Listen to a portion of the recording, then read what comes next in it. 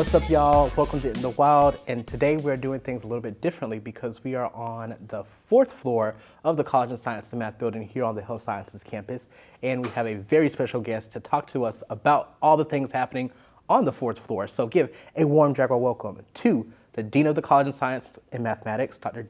John Sutherland. How's it going? Pretty well. Thanks for being here and talking to us this morning. My pleasure. So getting started, could you give a brief overview about the College of Science and Math and your role as Dean? Well, the mission of the College of Science and Mathematics is to provide instruction in the natural sciences and mathematics at several different levels as part of the undergraduate core curriculum. So we touch just about everybody who is an undergraduate at Augusta University. Also for programs leading to a Bachelor of Science in multiple areas of biology, as well as chemistry, mathematics, and physics, and beginning this year, a BS program in neurosciences. We are also interested in developing graduate programs in these areas or associating ourselves with existing graduate programs in other colleges in Augusta University. Yeah, I think the neuroscience program is going to be really exciting for the college. But before we get into that, could you talk about some other initiatives and accomplishments that you've been proud of as dean that the college has accomplished this past year? Well, there's a whole bunch of things besides finishing off this building.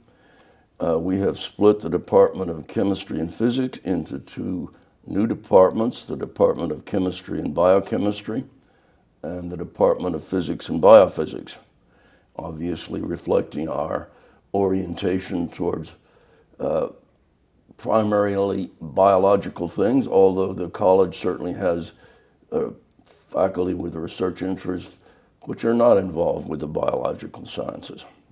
We also have a new neuroscience program, which I mentioned above. We have two new hires, faculty hires, and are looking for a third this year. And this complements Augusta University's transdisciplinary research initiative in inflammation and brain aging. And also it complements the existing PhD program in neuroscience. Another outstanding thing this year is we hired Dr. Guido Verbeck as chair of the Department of Chemistry and Biochemistry. He is an expert in mass spectrometry, which is an analytical method that can be applied to a wide range of studies in the analytical sciences, both in the laboratory and with samples obtained in the natural environment.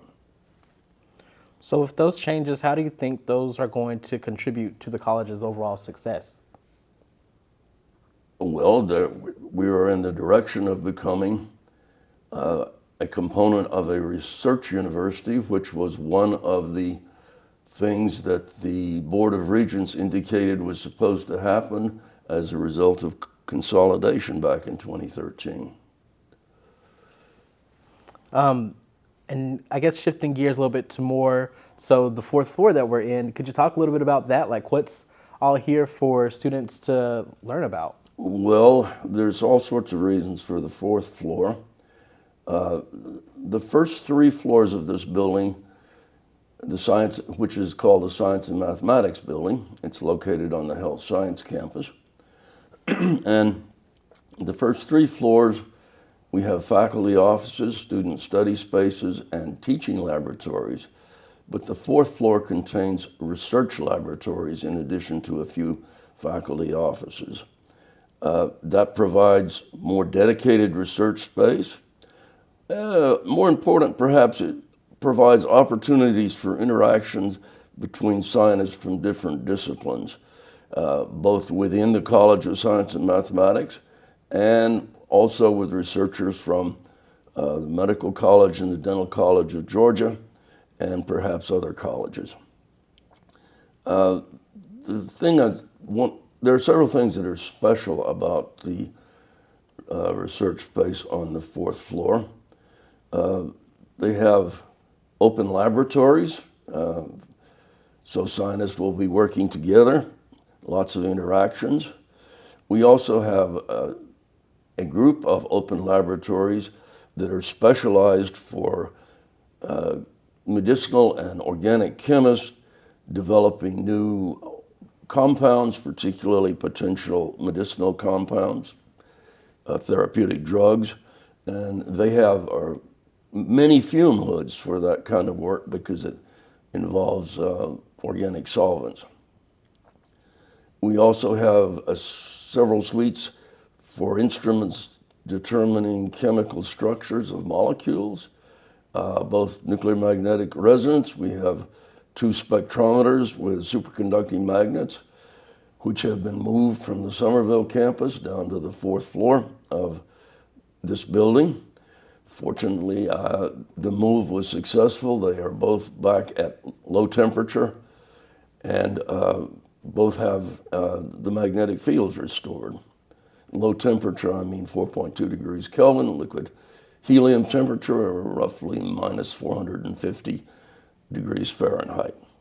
We also, thanks to Dr. Verbeck, now have a collection of different kinds of specialized mass spectrometers. And one of the things that is very new about the 4th floor, is we have a special space dedicated to computational research. That is to say, you don't have the traditional wet benches, but you have computer workstations, and we will have scientists from mathematics, from physics, from biostatistics, and we will have students from biostatistics and faculty from biostatistics working in there. Is there anything with the 4th floor that gets you particularly excited the most that we now have? Actually, there's one feature of the 4th floor that I did not mention that is terribly important. And that is we have a bridge from our 4th floor to the 4th floor of the interdisciplinary research building, otherwise known as CA. And that from there you can get to almost all of the research laboratories of the health science campus except the cancer center. And that is important both for providing a path for researchers to go back and forth, but also I think symbolically links us to the research enterprise of the health science campus. I think that's awesome. The bridge is really cool to be able to walk through.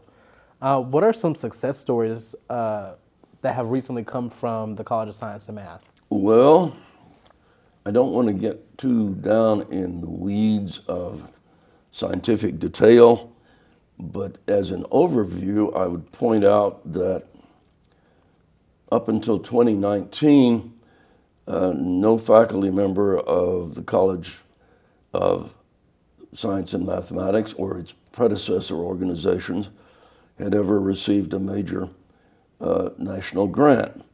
But in 2019, Dr. Jennifer Bradford got the first NIH grant for any faculty in the College of Science and Mathematics. Today, I think we have had 7 awards of major national grants. So fairly short time and some significant progress. Another area, quite different direction, Dr. Andy Hogger, professor of physics and biophysics, has a contract with Augusta Utilities for developing prototype instruments used to monitor the environment.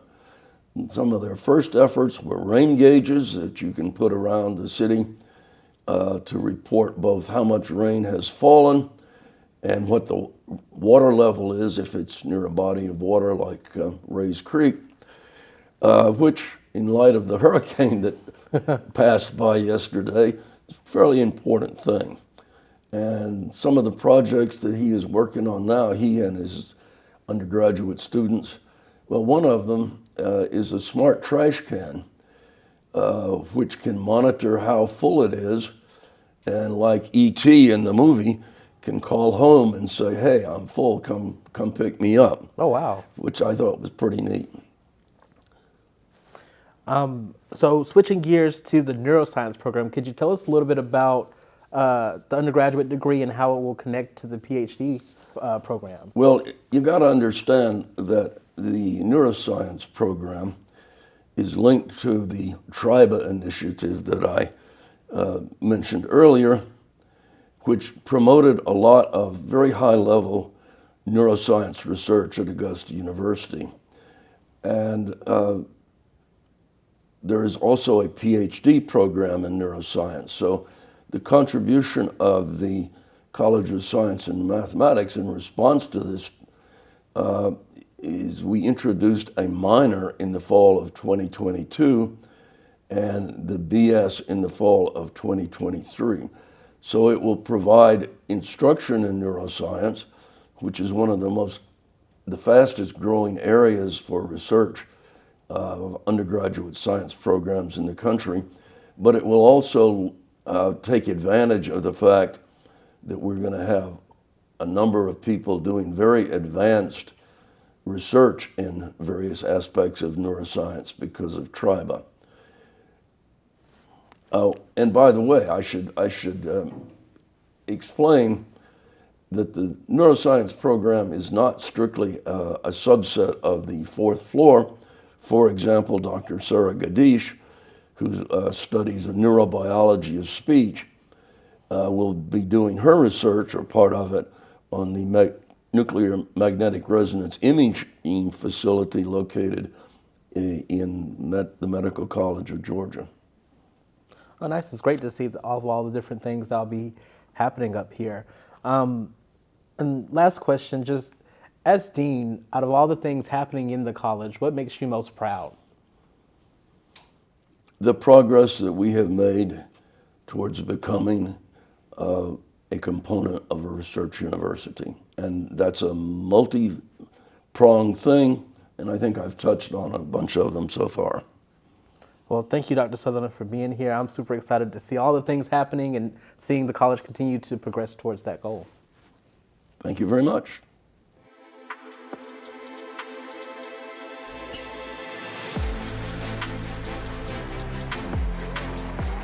Champions finish. Ron wins the Masters Marathon. Yes, sir. Welcome to the Masters. I'm Linda Lee, and I'm a cashier. I'm Carson, I'm a headwear floor stocker. My name is Sana Nassar, and I'm a cashier. I go to Augusta University, and this is our spring break, actually. We really enjoy spending our spring break here. I love it. I love interacting with the customers. I like seeing where they're from. It's really a lot of fun, and the time goes by really fast. I get you right down here. All right. Enjoy your Masters, sir. Thank you. I go to school at Augusta University. It's been a great experience just being here, seeing the course, just getting out here. So we work as usually a team here back here, and we'll pass each other the hats and we'll put them in the inventory. That's going to be 648. You're all set. Have a good one. The best part of the job is honestly meeting people from around the world. Just yesterday I met people from Canada, Tokyo, England, all around.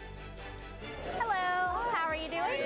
Good. I am the cashier, so I'm in charge of ringing up, doing the receipt, and scanning. And I bag the items and I make sure nothing breaks. And then at the end I hand them their bags. Right, your receipt's in the bag, ma'am. Thank you very much. Enjoy your Masters. I felt so welcome coming in. My supervisor was so nice and guiding me. I mean, everybody's just happy to be here. Everybody's just got a huge smile on their face because they know it's such a special place to be. I would definitely apply. Doing this firsthand and experiencing yourself, it's like no other experience that you'll have. Go Jags. Go Jags. Go Jags! Welcome back, y'all, to In the Wild. We are continuing all things here in the College of Science and Math building. We have a very special guest to talk a little bit more about the things happening on the fourth floor. He is the department chair for chemistry and biochemistry, and we are very excited to have him here. So give a warm jacket welcome to Dr. Guido Verbeck. How's it going? Very good. Thank you so much for having me. Yeah, thanks for being here. Getting started, could you introduce yourself a little bit and kind of share how you came here to Augusta University? Yes, my name is Guido Verbeck. I am now the chair of chemistry and biochemistry. And sort of the funny thing is we both started on the same day. So Okay. the Department of Chemistry and Biochemistry split from chemistry and physics in the college on July 1st, and that was also my first day here. So I am a mass spectrometrist, chemist, so I'm an instrumentalist, and I spend most of my time in protein identification, lipid identification, biochemical. So the thing that really attracted me to Augusta University from where I came from was sort of the clinical and biochemical aspects of Augusta University, so I'm excited about that part. I've spent 18 years in the Dallas-Fort Worth area. I worked in the corporate world for about 5 years, and I've been in academia for 17 at the University of North Texas. There I got my tenure, became associate dean for research over there, and then when this position came where they needed a chair to sort of turn on PhD production at Augusta University and help with the R1 run, that was very intriguing to me, and so here I am. So how has it been for the past few months that you've been with us? It's good. It's overwhelming, of course. It's drinking from a fire hose. So you have the teaching that's going on, the research that's going on for myself and for others, and the chair position, all to learn.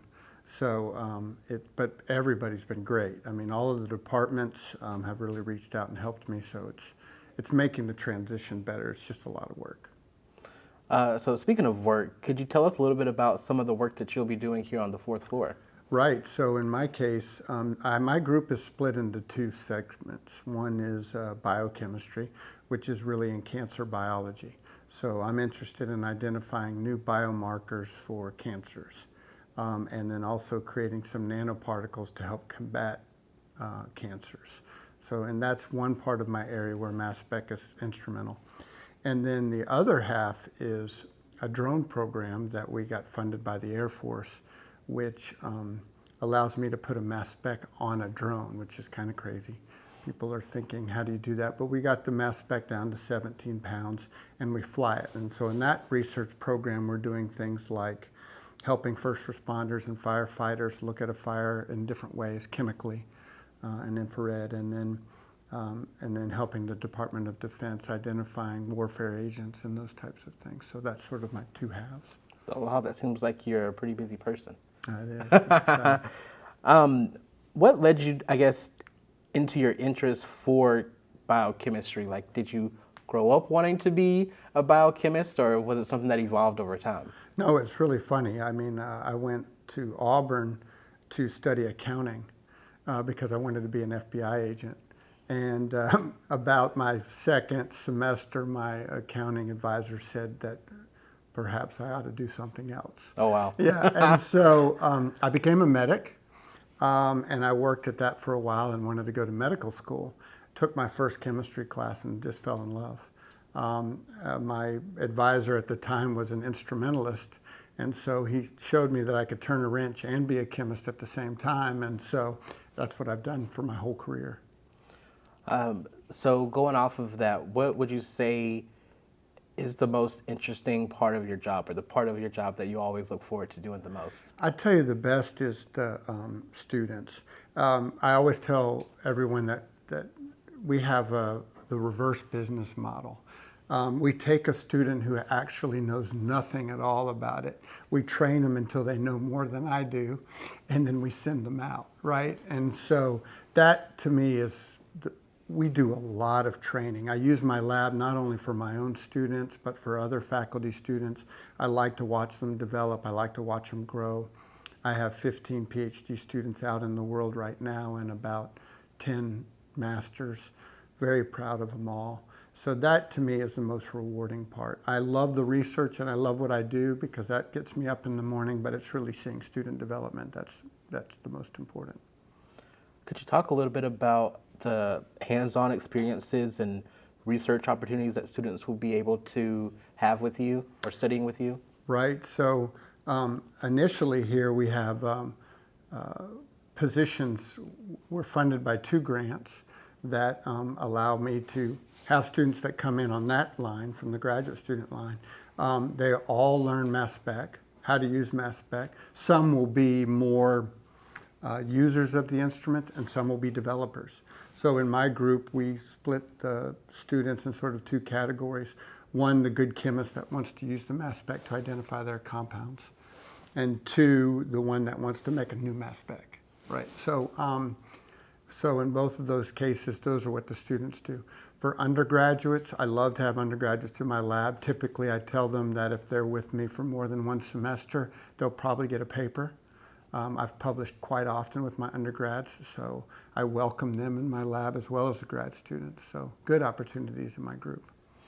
And for those who are kind of like me, who are unfamiliar with biochemistry, could you talk a little bit more about the career pathways and the options that students have by studying biochemistry? Right. So chemistry has become a very interesting area as of late. We've seen a dip down in majors. So this translates to the chemists' engineering salaries when they come out, which is kind of crazy. So especially in the Dallas-Fort Worth area when I was there, I was wondering why students weren't so excited about coming to graduate school. And when I found out that they're making about $60,000 to $70,000 a year with an undergraduate degree in chemistry, I could see why. So the field out there is very lucrative for them. Most of in my group is the analytical QA side, so we see that in forensics and in instrumental labs across the country, so that's very popular. The other area is in pharmaceuticals, that is super popular, and then in my area, in biochemistry, the biomedical aspects, they all need chemists. So right now, if I would tell a student that if you wanted a job in chemistry and were willing to go anywhere, you're in good shape. So if you weren't doing what you're currently doing, is there any other part of the field you'd be interested in? Yeah, I would probably say electrical engineering side. You know, building the instruments, I'm always intrigued about all of the components. And so I would have always liked to design that, but I don't have enough time. So, yeah. I feel you. I feel you. And I guess last question, just because you're new here, what would you say would be your biggest aspirations while you're here at Augusta University? So the clinical side of it, I've had a lot of success with sort of the instrumental side of it over my career. The clinical side and the medical side of my research, I've always wanted to take off. I've been passionate about it, but never really had this clinical partner like I do now with Augusta University. So that part, I really want to push.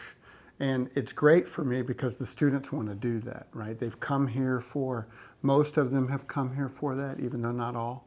And so I have a wealth of students to grab from to do this work, plus folks that know how clinical work is to be done. So I think that's really going to change what I do. Well, thank you for your time this morning, Dr. Verbeck. I'm super excited to see all the things that y'all have going on here on the fourth floor, all the research and opportunities that you're going to provide for our students. Thank you very much, and thanks for having me. I've enjoyed it.